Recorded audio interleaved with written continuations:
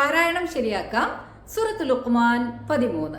ലുഖ്മാൻ അലൈഹിസ്സലാം തന്റെ മകനെ അതീവ വാത്സല്യത്തോടു കൂടി കുറച്ച് കാര്യങ്ങൾ പറഞ്ഞ് മനസ്സിലാക്കുന്നതാണ് രംഗം.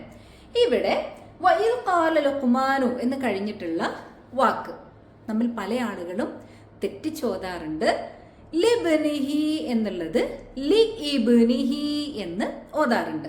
നമുക്കത് നോക്കാം. ഇതാണ് വാക്ക്.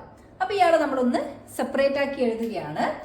ലി പ്ലസ് ഇബ്നിഹി എന്നതാണ് വാക്ക്. നമ്മൾ കഴിഞ്ഞ വീഡിയോയിൽ പറഞ്ഞ ഇസ്മ പോലെ ഒരാളാണ് ഇബ്ന്. ബിഇസൽ ഇസ്മു നമ്മൾ പഠിച്ചല്ലോ.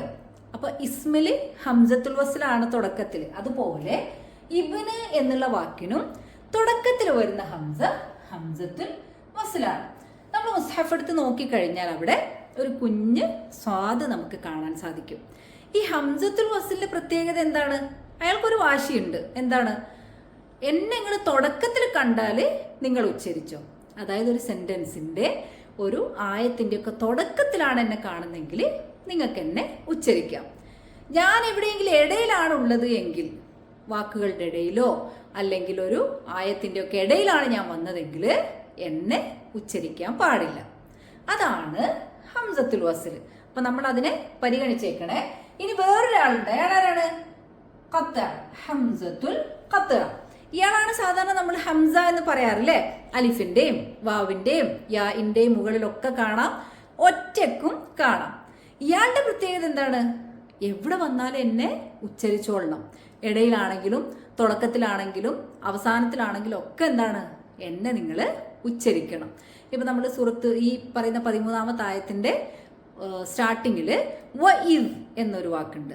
ഇദ് ഇദ് വ ഇദ്. ആ ഹംസ ഏതാണ്?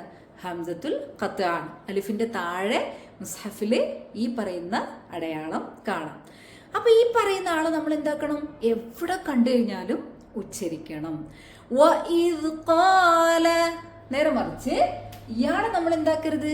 ഉച്ചരിക്കരുത്. അപ്പൊ നമ്മളിവിടെ ലി കഴിഞ്ഞ് നേരെ ബയിലോട്ട് പോണം.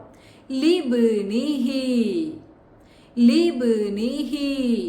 وَإِذْ قَالَ لُقْمَانُ لِابْنِهِ وَهُوَ يَعِظُهُ يَا بُنَيَّ لَا تُشْرِكْ بِاللَّهِ إِنَّ الشِّرْكَ لَظُلْمٌ عَظِيمٌ.